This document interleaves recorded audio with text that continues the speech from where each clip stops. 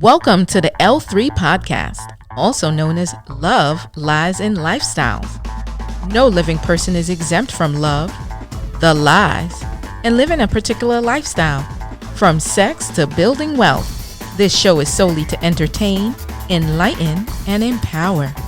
All topics discussed are strictly the opinion of the host and the guests that appear on the show.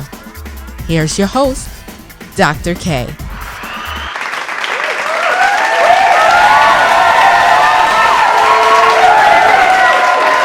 So welcome, everyone. I'm so excited. I have a special guest in studio with me today, Leah Fellenstein, who is a mental health therapist. I'm excited to engage in this conversation with her today.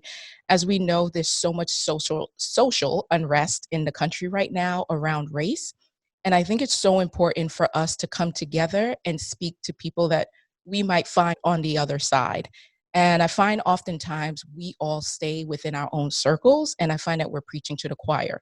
We can't get to the heart of knowing what it is that truly disturbs people and how we actually start to rebuild and start the healing process in the Black community if we are not having conversations with people outside of our community. So I'm excited to welcome Leah.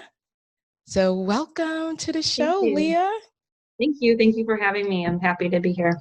Absolutely. And let me tell you something. This is where it begins. This is where it begins to be able to engage in conversations with people who are not directly your favorite fives in your phone book, right? Mm-hmm. Or people who you might just work with and that's it. And you haven't had any other conversations or engagement with them. So I'm so excited that you were willing to come on the show to talk about race relations in this country and help to clarify and seek understanding about where the anger and the anguish is coming from in the Black community. Yeah. I think if I want to understand and learn more, then I have to put myself in positions to have different conversations and uncomfortable conversations. Yeah, absolutely. And so, I mean, let's just get right to it, right? So a lot of questions that I received, not just from you, but I hear from other people. And when I say other people, I'm not just talking about white people, but I'm talking about people who identify as white. I've gotten this question from many people around the rioting and the looting and not understanding why that is happening. And so I just want to jump in about that process and what your takeaway has been from it, or your misunderstanding or understanding around the rioting and looting that you've seen happen. Yeah. I think I've understood, like, there's clearly intense emotions at play. People are feeling like they don't have a voice. So if there's a part of me that understands the rioting and the how it turns to violence, but then the continuation of it, I guess, has been part of me doesn't understand that or make the connection, and certainly doesn't understand how that's going to create change going forward. Yeah. And so that's a very valid point of understanding. And so what has happened forever in this country, Mm-hmm. I mean, it's been 400 years that Black people have been enslaved in this country, whether that is the physical enslavement or the mental enslavement. This country has been built on the looting, the rioting, the stealing. And what has happened over those 400 years is that Black people we have never been seen as human in this country. I mean, we've been labeled as 3/5 of a human, right? Like, how do you have 3/5 of a person, right? And so that continuation of oppression, our bodies have been looted, our minds have been looted. I mean, the things that we've created have been looted, placed in museums all over the world. I mean, this has been ongoing. And so when you see the rioting and the protesting that's happening, it's not just because of the death of George Floyd and Ahmaud Arbery and Breonna Taylor. That was the linchpin that propelled the fire, right? This was already brewing in the Black community.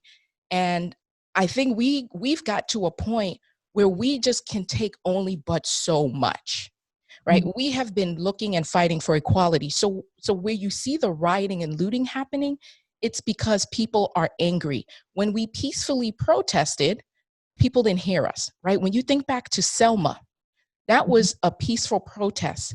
And they ended up unleashing dogs, hosing, beating. It became the bloodiest Sunday in American history, right? And that was from a peaceful protest. Yeah. So clearly we are not being heard. So when we peacefully protest, we're called names. We're still told that this is un-American, that this isn't right. So at this point, it's like, well, if you're not going to hear us when we're talking to you and trying to show you peacefully, we must do something different to get into your hearing, to understand that we will not tolerate the injustice against us anymore. You will not use us to entertain you anymore. You will not use us to build your property, to build your company, to take our IP and claim it as your own anymore. So when you see the rioting and looting, what ended up happening was that people are like, this is not ours. We don't own any of this. You see, what people misunderstood, and the conversations that I've had with people is, when people use the rioting and the looting as an excuse to say, well, I can't now stand up for Black Lives Matter because you're rioting and looting, that means they never cared about Black lives. Because stores, the stuff in the stores can be replaced. These businesses have insurance. You can reshelf and restock those products. You cannot reshelf a life. And so we know that your business matters to you. We know your money matters to you. So we're going to hit you where it hurts for you to start paying attention. And that's how we were able to get people to start paying attention. Okay.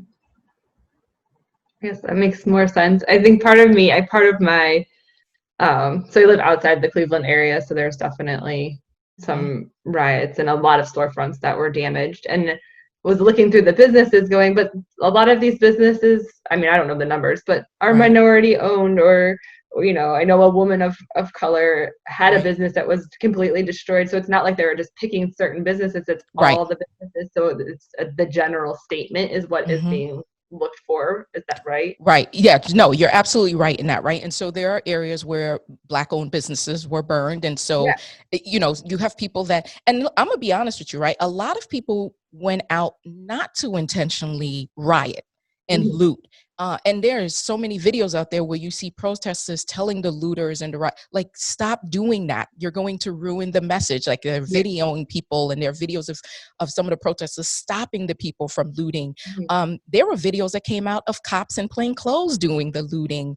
And it's like, these things are just so disturbing. So it thwarts the message of what we're trying to portray when you're sending people in undercover to actually loot and then turn around and say, see, I told you those Black people are violent. You know, they're violent. Look at what they're doing. And you have people that don't do research, and then anything that they see online, they take as truth. Oh, yeah. And that's what's so scary in this country, is that you have people that anything they see, they're like, well, it was online, or I heard it on the news, it must be true. Right. And it's like, it's not. And so that's why it's important for, you know, just as what you and I are doing right now, is having these conversations about these things and these misunderstandings, and understanding why people are so angry. We live this out. And I'll tell you, Leah, this is, for a Black person, we live this out every single day. Right. I mean, it's just, no matter where we go. And when I say Black people now, because I often hear Trump referred to us as everyone as African American. And I don't know how no one's ever corrected him.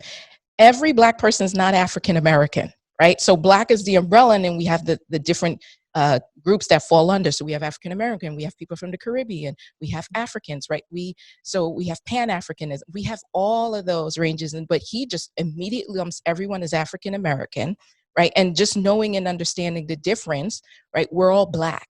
And at the end of the day, even if I come straight from Africa, or I come from the Caribbean, we're still Black, dealing with the same foolishness.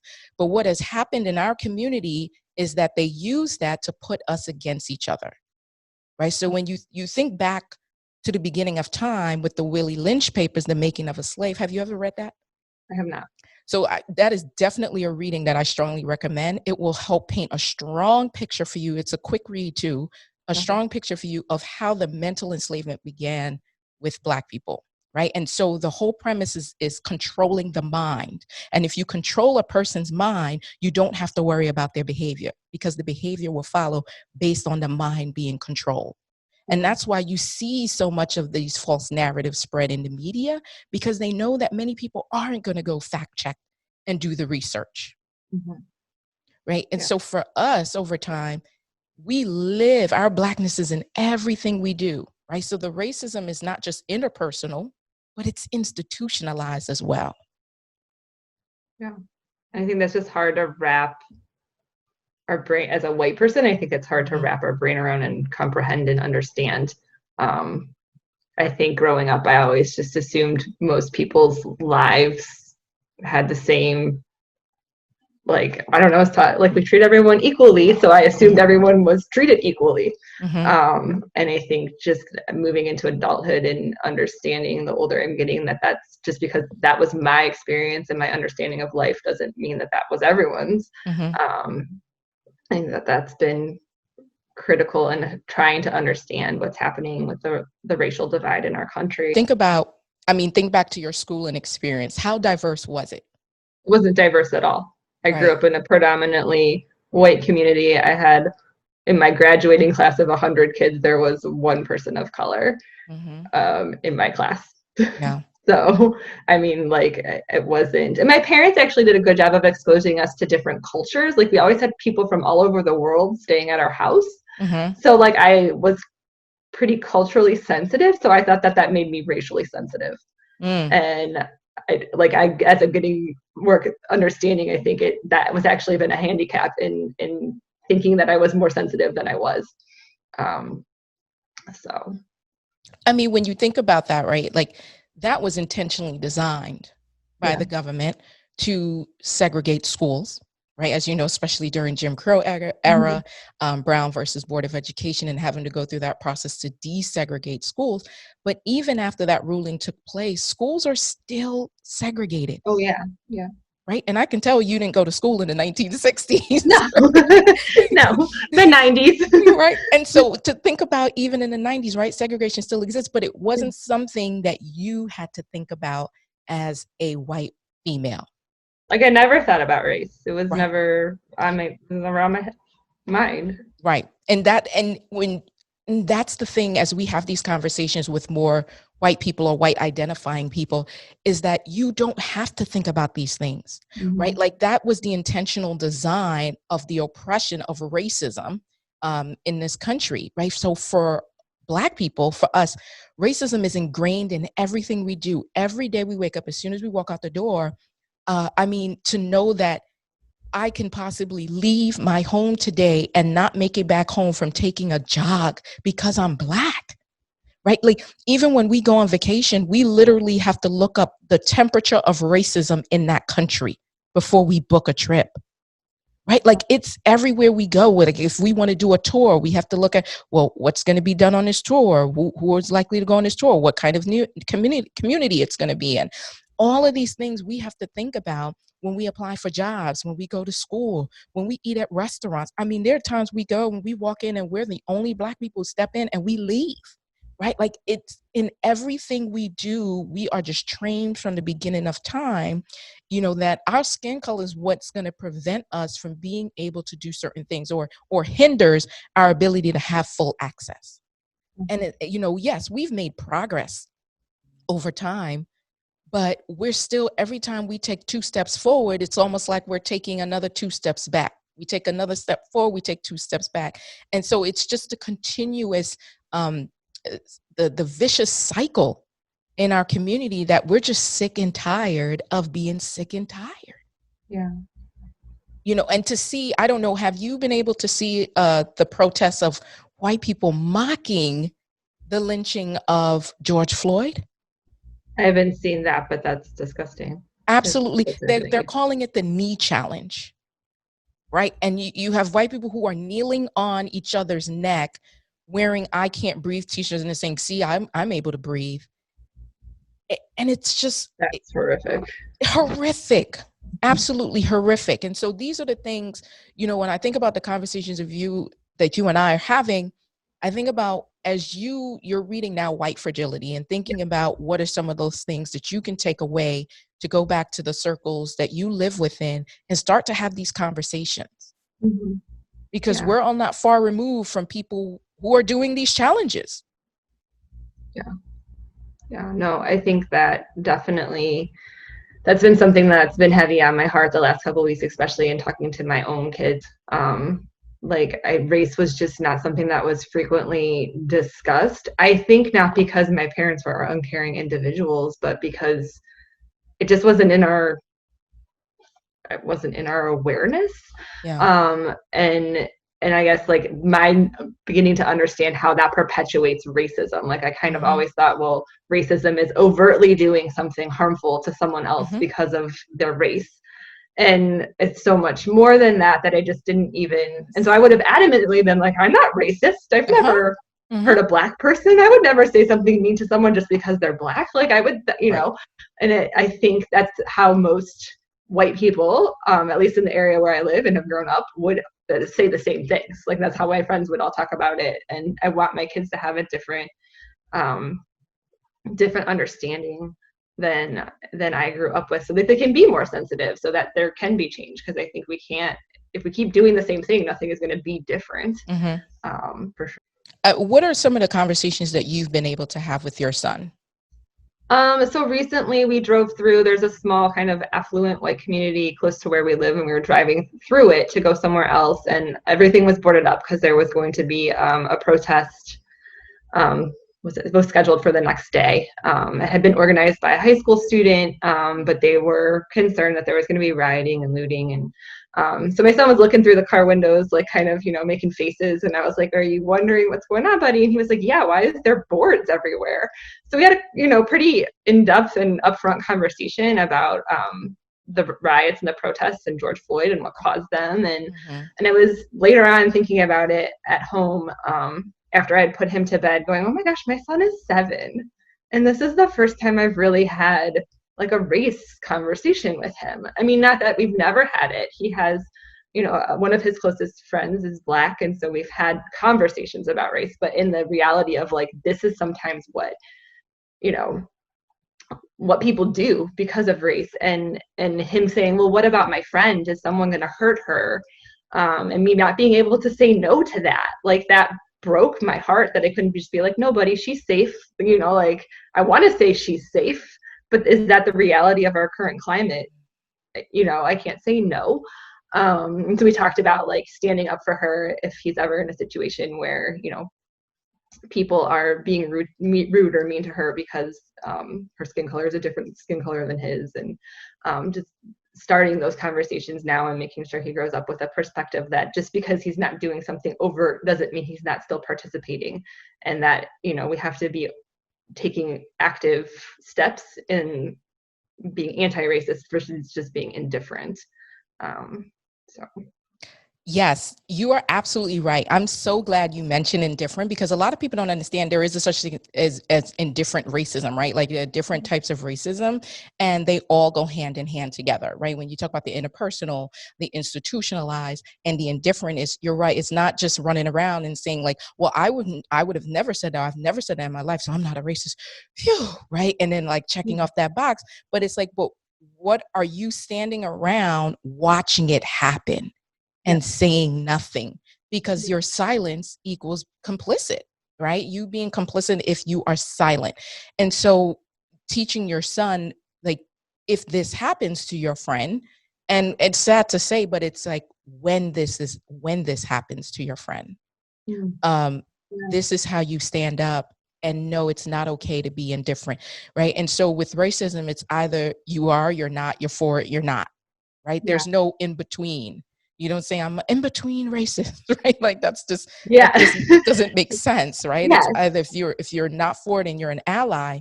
And one of the things I've been working with my friends on is how to move from the role of ally to abolitionist, right? And so what you're teaching your son right now is how to move from the role of ally to abolitionist, right? So just even saying to him like, yeah, that's your friend. I can't make the promise that nothing's going to happen, but when you see this happen, this is what you do. So he's now moving out of that role of an ally, like, hey, I do believe in like equal rights and so forth, but now here's how I'm going to help protect and stand up for her and actually make my voice heard, and know that the privilege as a male, a white male in this country, he has the ultimate power and privilege in this country, right? He was literally born into that, regardless of socioeconomic status. Right? Like you just as a white person. So even when white people say, well, I grew up poor, and it's like, We're not denying that, right? There are poor white people in this, but because you are white, even if you're poor white, you still have access to privilege and power that a person who is middle class and Black still would not have the level of access to. And I think a lot, like, I know if 5 years ago, even if you had said white privilege, it would have rubbed me the wrong way. I would have bristled and been like, I've worked hard. Right. Like, nothing was handed to me. And I think because I just didn't really understand it. And I never took the time to go like, well, what do you really mean, white privilege? I just automatically was offended and defensive. And if we're gonna like have a change, then we have to stop being defensive and start going, okay, like, to help me understand. And conversations with people of me going, oh, like, what do you mean you have to drive 20 minutes to get the right hair products for your daughter? Like, they don't sell them at our store near our house. Like, what, like, and the fact that I could go 7 years without having an in-depth racial conversation with my son because I didn't have to teach him that it was certain things were dangerous because of the color of his skin. Like, that to me was like a smack in the face of like, oh, this is what they're talking about when they say white privilege. I think I've understood it in smaller pieces before, but I think a couple weeks ago, that was like one of the first times I really understood it in a bigger way. And I think it's no longer making me bristle. It's making me go, okay, so like, what other areas am I unaware of? Yes. So that I can have these conversations within my groups and with others so that I'm not perpetuating the problem. Yes, you're absolutely right. And a lot of people don't understand, like, being racist doesn't mean riding by on your bicycle and seeing a Black person and calling them a nigger, right? Like, that's not, like, it's so interpersonal and the interpersonal, yes, that's when it does come out and you're just like, it's overt, right? It's just so, but the racism is mainly covert because it's institutionalized, right? It's literally ingrained in Black girls that we're not pretty enough. And our hair is kinky and that we should relax our hair and make it straight and that we should lighten our skin, right? There's a lot of bleaching cream that is sold in our community beauty supply stores. Bleaching cream? Bleaching cream, right? Like to make your skin lighter? Yes. Yes. See, I don't even know that exists. Right. Right. And these are the things that you don't have to think of. So it's like these images, the graphics, and the racism is just embedded in everything. The graphics of what we see on TV, right? Like, naturally just being told, like, being skinnier, straighter hair and lighter when you look at who models are, right? Like, you haven't seen us in that industry. And so it's just all these images that constantly tell us you are not good enough. You never will be good enough. You're not pretty enough. I wear my hair in a natural state, and I will never forget, there was so many people that told me, if you lock your hair, you'll never get a job. You'll never move up. That's not an acceptable appearance. There was a law put on the books in California preventing hair discrimination, right? To ban hair discrimination. And that law didn't get put in place until about, I would probably say, almost just a year ago.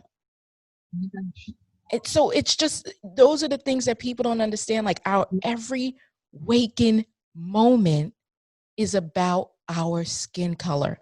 Literally, when I walk into a store, I make sure my hands are always visible.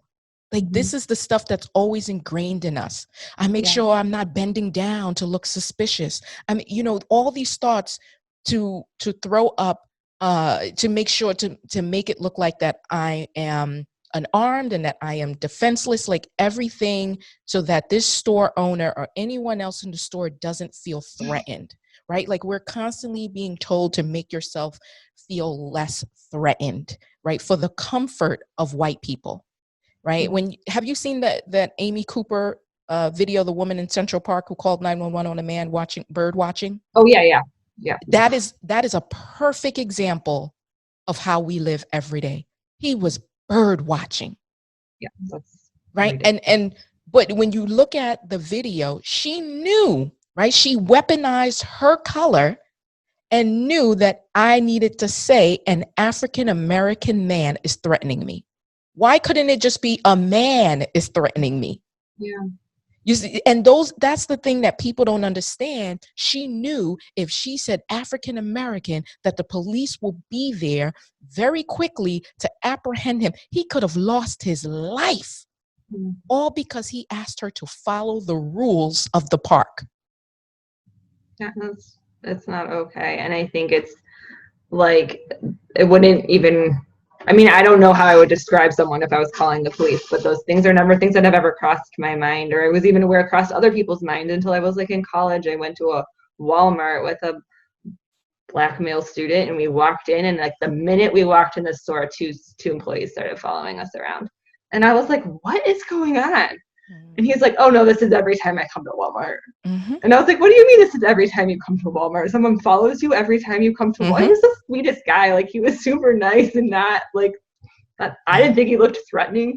And he was like, oh no, I always get followed at stores. And he was like very nonchalant about it. And I was like, what do you mean? Like, it kind of blew my mind. I was like, you get followed at stores? Like, and I think that's just like, there's so much that I don't know, and I need to know, and I need to educate myself, and I need to educate my children, and understand the different, like, I can't imagine having to do that every time I walk into a store. That would be incredibly frustrating, and of course people are angry, because that's not okay. Yeah, let me tell you, it's a mantra for us in the Black community. Like, every Black person who has children has given the script to their child of what to do if stopped by the police.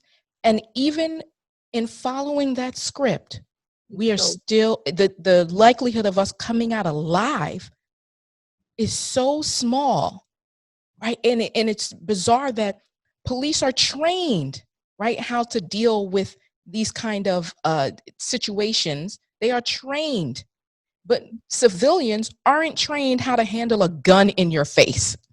But then we, the victims, are always painted as the perpetrator. We're always painted as the troublemaker. We're always painted as the aggressor.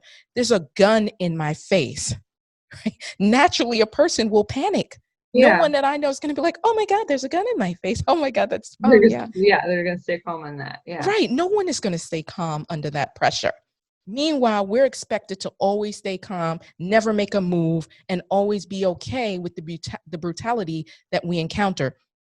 So when we talk about defunding the police, and we have people saying, oh my gosh, this is an outrage, we shouldn't defund the police, they don't understand what that means.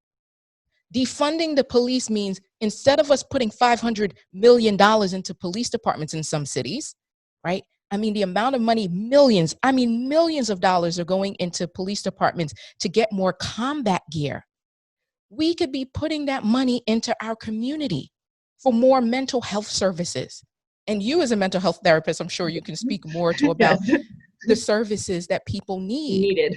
Right. So think about, like, everything that has been done over time. Whenever Black people, whenever we get attached to it, it becomes criminal. So what this society has done, what this country has done, is they now use police to solve issues that counselors and mentors and therapists could solve. Yeah. So, you know, a person that has a drug addiction is now a criminal, right? Unless you're white. If you're white, now the nation is in crisis, right? With the whole opioid epidemic. But when crack and heroin was ravaging the Black community in the 80s, it became a crime. It didn't become an addiction and a sickness and we need to get people help. It's now a crime. But in the white community, it's a sickness and they need help. You see, and these are the things that people don't pay attention to. And then they start, oh no, there's no issue with race. Yeah. And race is embedded in everything we do. Homelessness is now a crime. We don't say, let's take money and make sure we get housing for homeless people in this country. We're supposed to be the richest nation in the world. But the amount of homeless people you see across this country is astounding. Instead, what happens? They send the police into these areas and arrest these people.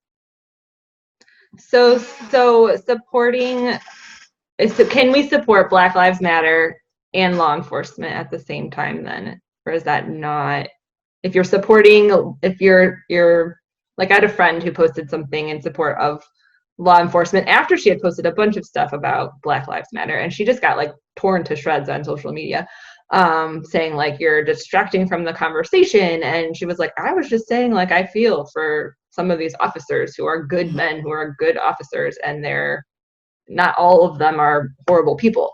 So yes, there's an institutional situation that's a problem, and there's a lot of corruption in some of that, but that doesn't mean all of them are bad. So what do we, as a white person, like I don't know what to do with that dichotomy. Right. That's a great question. And so here's the thing. When you say I support Black Lives Matter, mm-hmm. and then say, but I support the police, it sounds contradictory. And I'll tell you why. Mm-hmm. Now, saying I am in support of police getting training, I am in support of there being some laws on the books to protect police officers who speak up against their colleagues who are engaging in these practices, right? That's different.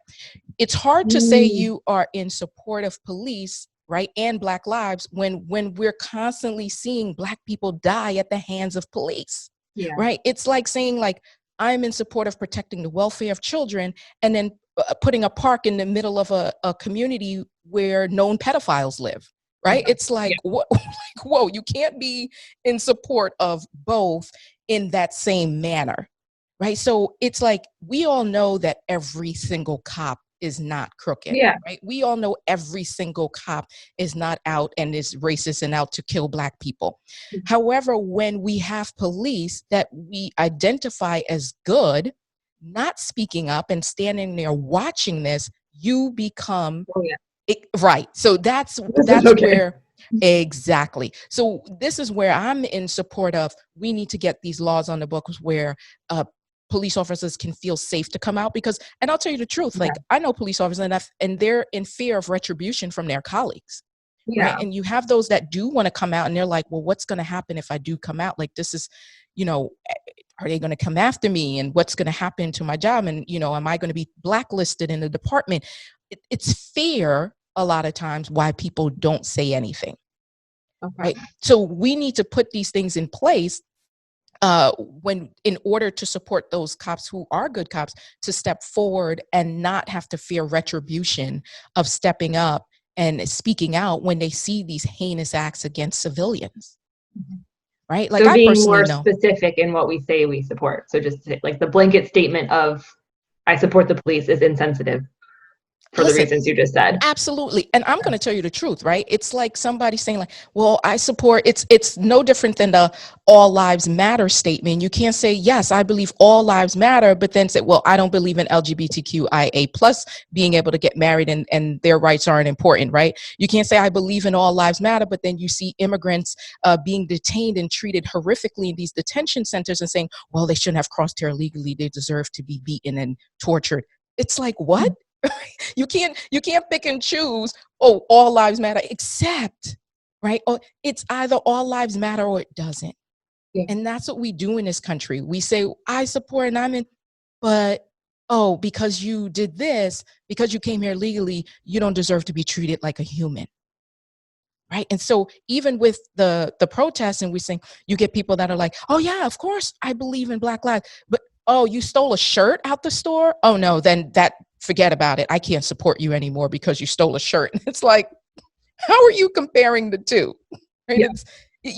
It just makes no sense, and you're contradicting when you say that, which means you never stood for Black Lives Matter. And what people don't understand, and this was a whole thing with the media, we never said only Black Lives Matter. Because we've never been seen as human in this country and 3/5 as a person, when those laws were written, the Constitution was not written for Black people. Right? It was solely meant for the protection and power and privilege and access for white people only. White males, let's be clear, because all of it, right? So white women even went through their moments of suffrage, right? But at the end of the day, it was all for the protection of white males first. Right? So the media is the one who started the whole all lives matter. And we never said that we didn't care. We know all lives matter. But for in this country, when they say all never includes Black people. Okay. That's why we had to pull out, well, Black Lives Matter. Yeah. Because our lives have not mattered, and you continuously see this played out. Perfect example, right? Black people represent 12% of the US population, but 33% of Black people are incarcerated. How can we represent 12% but represent nearly triple the amount of people who are incarcerated. Yeah. Right? That just makes no sense. Why? Because everything, just being Black, is criminal in this country. Mm-hmm. Right? So your friend talking about being followed in Walmart, Yeah. that's a norm. We are automatically criminalized by our skin color. And the darker you are, the harsher your sentences are in prison as well, in the court system. And that there's been tons of research behind that the darker you are, the more harsh of a sentence you get. That's just ridiculous. I think, and this is the thing, like, that I don't want to say I didn't think it existed. I think I didn't think it existed to the intensity it exists. That I was like, a couple of times I've said to a friend, and like, it's 2015. How could someone say that? It's 2018. How come someone say that? Like, because I think, yeah, it just wasn't taught the way it needed to be taught to me, I guess. Or I'm not even sure where the breakdown completely is, but Yeah. I've missed it a lot of my life.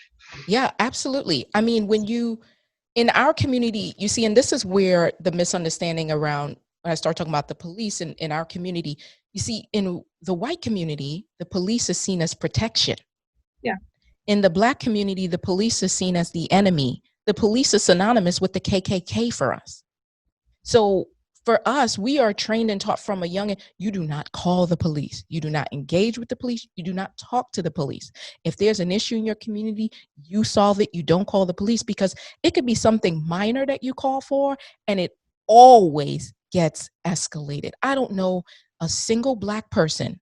I personally don't know a single Black person who has ever called the police and the situation didn't get escalated when it didn't need to. So for us, the police is not protection.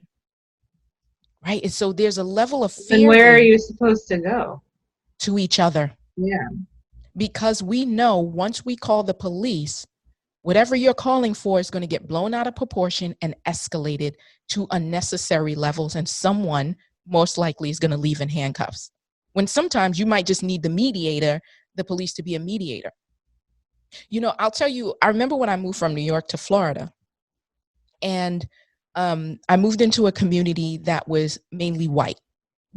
Or I should say the building I lived in was mainly white, right? I mean, for the most part, the community, it was mixed, but the percentage of people living there was predominantly white or white identifying. And I remember I lived close enough to a shopping center where I could walk to the supermarket, walk to some of the other stores. So I would walk oftentimes. And I noticed the police would say hi, and that's it. And I always had a fear even saying hello, because I'm like, oh my God, they're going to question me about something. There was this fear that just constantly lived with me. And I'm like, why are they talking to me? Something's wrong. Right. And so, because in our community, they're not saying hi. They're not coming to say hi to you. They're coming in our mind. Whenever we see police, we're like, oh, they're going to go harass somebody and arrest somebody or kill somebody. Right. Those are the three things that are immediately going through our mind. Right. And the white community are like, oh, they're going to go take care of the bad guy. Right. They're going to go and ensure protection. I think that's what we teach our kids. Exactly. And that's not the case for us. Yeah. And it took me a while. I lived in that building for about 3 years. And it took me a while to get used to the police just saying hi, and that's it. And I remember saying to my boyfriend, I said, oh my gosh, like, in fact, he actually one night went out, walked to the store, and I was terrified. It was 11 o'clock at night. And I said, I remember begging him not to go, because I was like, I'm scared you won't make it back. You are a Black man in this community. They probably won't believe that we can afford to live here. And he was like, no, I think I'm going to be fine. I said, I guarantee you're going to get stopped. He was like, no, I'll be fine. He got stopped twice in a 10-minute walk. Twice. And questioned where he was going. And when he said, I'm just going to the store, officer, I live right here. I just, and took out his ID. He's like, I have ID. I could show you proof of my address. And, the officer was like, okay. And he showed it to me. He's like, oh, you really live here? He's like, yes, sir, I do. And he's like, oh, okay, then have a great night. Right. And immediately we were treated differently when they started, because after a while we started knowing who the officers were in that community, when they realized like, oh, if you live here, you must be a good person, right? And I just said to him, I'm like, how many of our white neighbors have been stopped walking to the store asking why are they in this community? And so that's Telling them. something, right, right. And that's something that we live with it's a normal practice. And so this is why now we are at our breaking point. What is the impact on the human brain when a person has these open wounds that never close and then they get repeated lashes to those open wounds?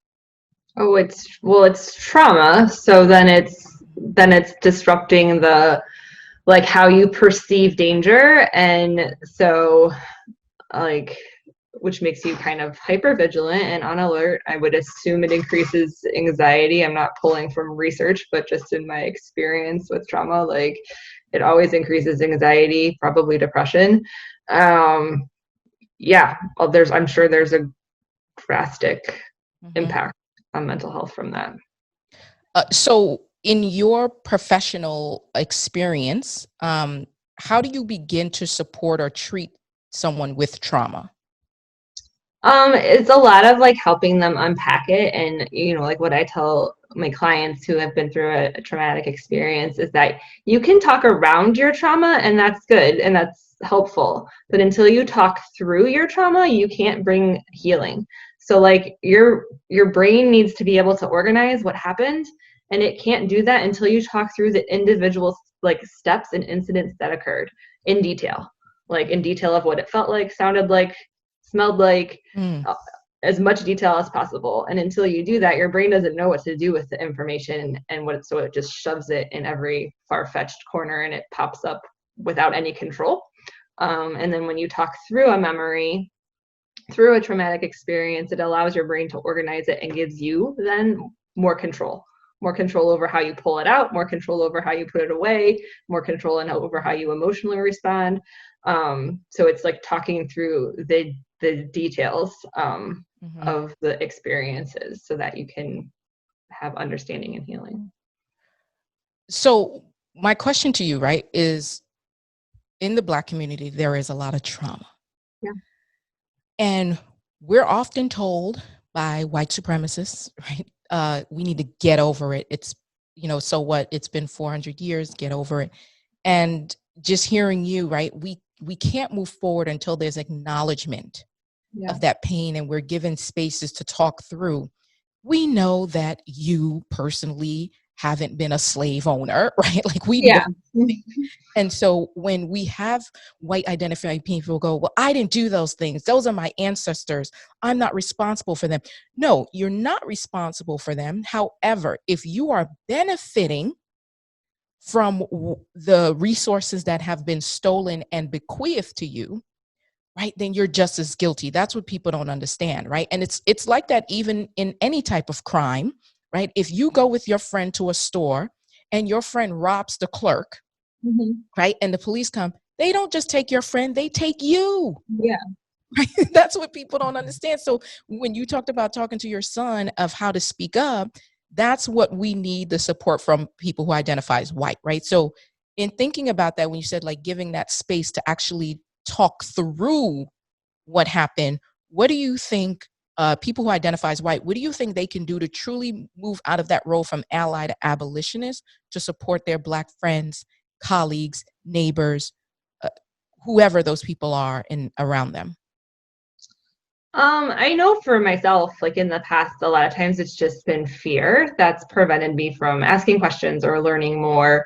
Or I heard recently a pastor saying like guilt is not a strategy for racism. Like you can't just say, oh, that's so horrible. And I think in the past I've been like, oh, that's bad, but I'm not doing it. So, I didn't hurt that person. So it's like, oh, I feel bad, but it has to be more than just feeling bad. We have to do something different. And I think a lot of times, like I've been afraid to ask questions or say things because I don't want to create another barrier.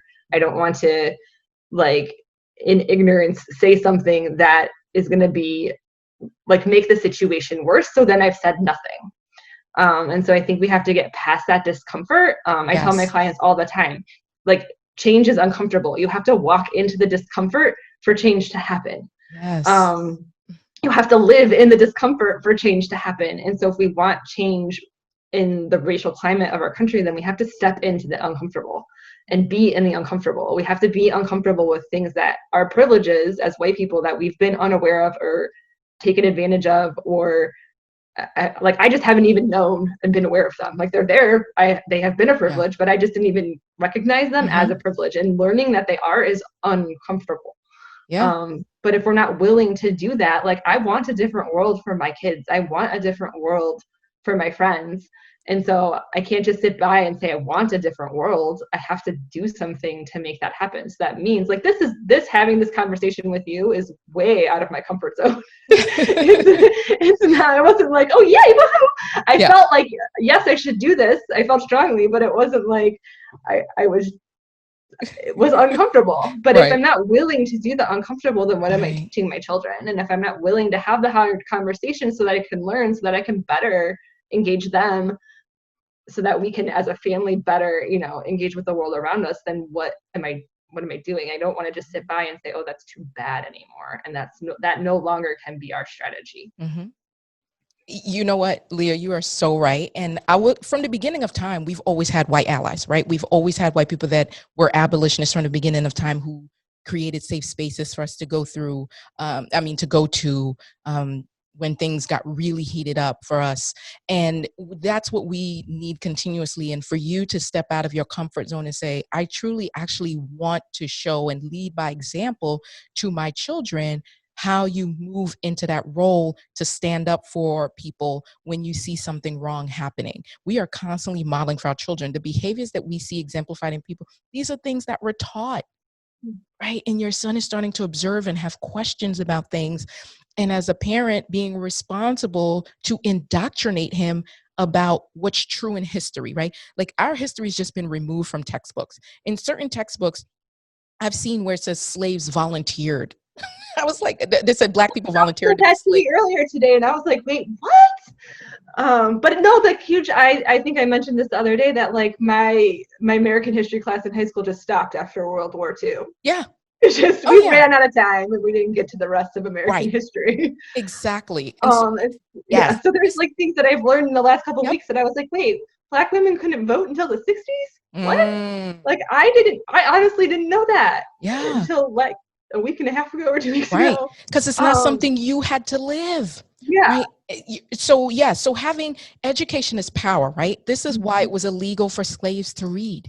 Because once people are educated, they can then liberate themselves.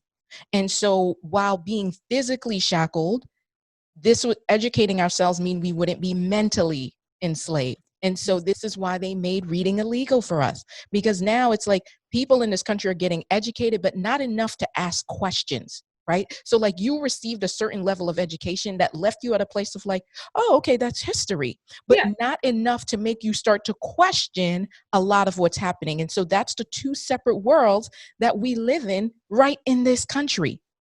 Right? The system is working the way it was designed to. So when people say the system is broken, I would tell them the system is not broken. The system is working exactly the way it was designed to. Right? So incarcerating people is another form of slavery. Right? And so it's just evolving in a different way. You have people who don't want equal rights. Right? And you'll have some people that come out and say it, and some people they're going to be a lot more covert about it and not say it. They don't want equal rights because to them, the equal rights means giving up the power, giving up the access, not being seen as the superior group, right? And so it's like, I don't want to share my resources. Does that mean now I can't be wealthy if I have to share it with Black people, right? That's really the mindset of why people don't want equality. They don't want to have to give up the power, the privilege, the access.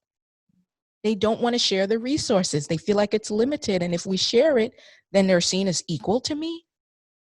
So it's starting to shift those mindsets. So a lot of what you hear, it's just blatant ignorance from people, and ignorance meaning the actual dictionary term, and then the other side of ignorance. Right? And the truth is a lot of what people spew that's not true is information that came from their parents or grandparents, right? A lot of what we're taught comes from the people we love and trust the most.